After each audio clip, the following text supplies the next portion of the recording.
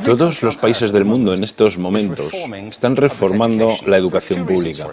Existen dos razones para ello. La primera es económica. La gente está intentando resolver cómo podemos educar a nuestros niños para que ocupen su lugar en la economía del siglo XXI. ¿Cómo hacemos eso? Si ni siquiera podemos anticipar cómo será la economía al final de la próxima semana, como esta reciente crisis lo está demostrando.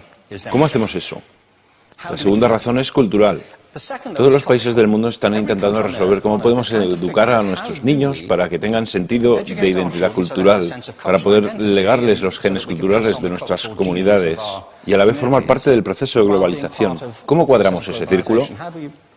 El problema es que están intentando enfrentarse al futuro, a base de hacer lo mismo que en el pasado. Y en el proceso están alineando a millones de niños que no ven ninguna utilidad en asistir a la escuela. Cuando nosotros íbamos al colegio nos retenían allí con la historia de que si trabajábamos mucho y sacábamos buenas notas y luego estudiábamos un título universitario, tendríamos un trabajo. Nuestros hijos no se creen eso. Y hacen bien, por cierto. Es mejor tener una titulación que no tenerla, pero ya no es ninguna garantía. Y especialmente no lo es si el camino hacia ella marginaliza la mayoría de cosas que tú consideras importantes acerca de ti mismo. Hay gente que dice que hay que subir los estándares, que eso sería un avance. Ah, ¿sí? Sí, lo deberíamos hacer. ¿Y por qué ibas a querer rebajarlos? No me he encontrado con ningún argumento que me convenza para bajarlos. Pero subirlos, por supuesto que habría que subirlos. El problema es que el sistema educativo actual fue diseñado, concebido y estructurado para una era diferente. Fue concebido en la cultura intelectual de la Ilustración y en las circunstancias económicas de la Revolución Industrial. Antes de la mitad del siglo XIX no había sistemas educativos públicos. En realidad no. O sea, podrías estudiar con los jesuitas si tenías dinero, pero la educación pública, pagada con los impuestos, obligatoria para todo el mundo, gratuita y a la vuelta de la esquina, era una idea revolucionaria. Y mucha gente se opuso a ello. Decían, no es posible para muchos niños pobres que están en la calle beneficiarse de la educación pública. Son incapaces de leer y escribir. ¿Por qué perder tiempo con esto? Y también se asienta sobre una serie de suposiciones sobre la estructura social y la capacidad de las personas. Fue dirigido por el imperativo económico de aquel momento, pero a lo largo de todo ello se infiltró el modelo intelectual de la mente, el cual era esencialmente la idea que la Ilustración tenía sobre la inteligencia. La auténtica inteligencia consistía en cierta capacidad para el razonamiento deductivo y un conocimiento amplio de la cultura clásica. Se podría resumir en capacidad académica. Y esta idea está fuertemente enraizada en la reserva genética de la educación pública. El creer que hay dos tipos de personas, académicas y no académicas, y la consecuencia de eso es que mucha gente brillante se creen que no lo son porque han sido evaluados siguiendo este concepto de mente. Así que tenemos dos pilares gemelos, el económico y el intelectual. Y desde mi punto de vista, este modelo ha causado caos en la vida de mucha gente. Ha habido gente que se ha beneficiado maravillosamente de él, pero la mayoría de la gente no. En lugar de beneficiarse, sufren de esto. Una epidemia moderna, mal ubicada y también ficticia. Esta es la plaga del síndrome de déficit de atención e hiperactividad, TDAH. Este es un mapa de la incidencia del TDAH en Estados Unidos. El mapa de prescripciones médicas para el TDAH. No me malinterpreten. No quiero decir que el síndrome de déficit de atención no exista. Yo no tengo la formación necesaria para ello. Sé que la amplia mayoría de psicólogos y pediatras creen que sí, pero aún es un tema a debatir. Lo que sí me consta es que no se trata de una epidemia. Estos niños están siendo medicados tan rutinariamente como a mi generación nos quitaban las amígdalas, por los mismos motivos caprichosos y por la misma razón la moda de la medicina. Nuestros hijos están viviendo en el periodo más intensamente estimulante de la historia de la Tierra. Están siendo acosados con información y les están reclamando su atención desde todos los medios. Los ordenadores, los iPhone, las vallas publicitarias y cientos de canales de televisión. Y nosotros les penalizamos por distraerse. ¿Distraerse de qué? Cosas que son un aburrimiento, en la escuela sobre todo. Me parece a mí que no es totalmente una incidencia el hecho de que la incidencia del TDAH haya crecido paralela al incremento de los test estandarizados. A estos niños se les está dando cosas como Ritalin, Adderall, a menudo medicación bastante peligrosa, solo para hacer que se concentren y se calmen. Pero según esto, el déficit de atención aumenta al ir al este de este país. La gente empieza a perder el interés en Oklahoma.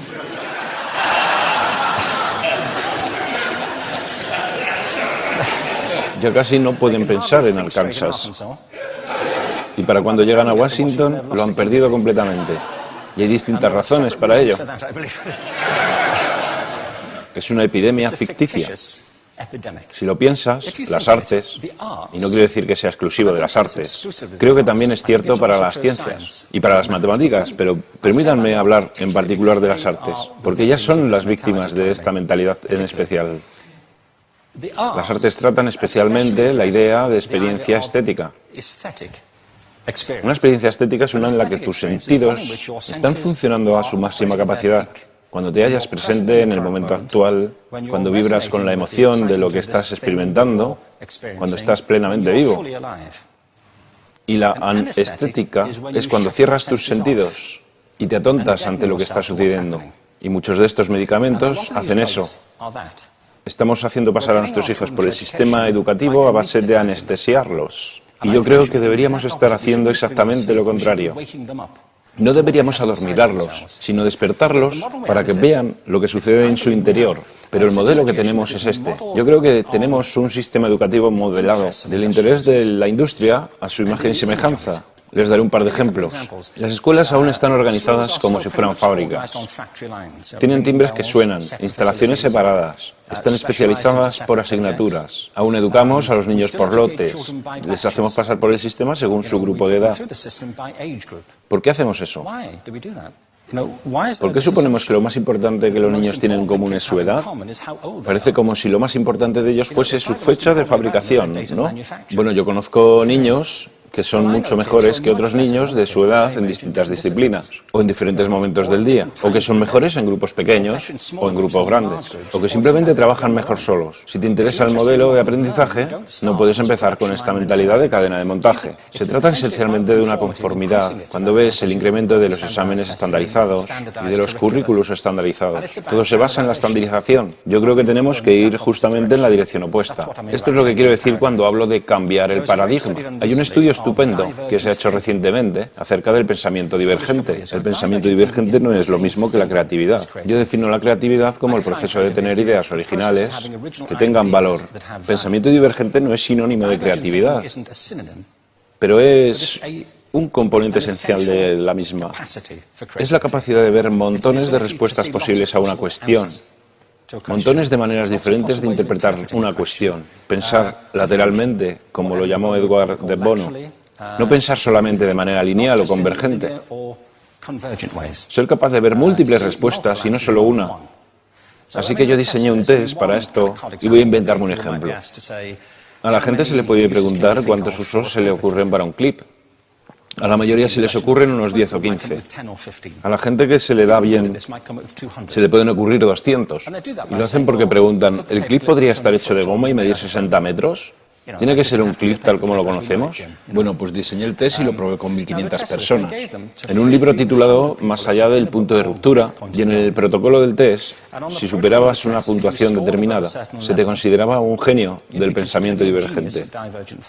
Así que quiero preguntarles, ¿qué porcentaje de la gente que hizo el test puntuó como genio en pensamiento divergente? Y debo decir una cosa más acerca de ellos. Eran niños de jardín de infancia. Así que, ¿qué opináis? ¿Qué porcentaje de genios?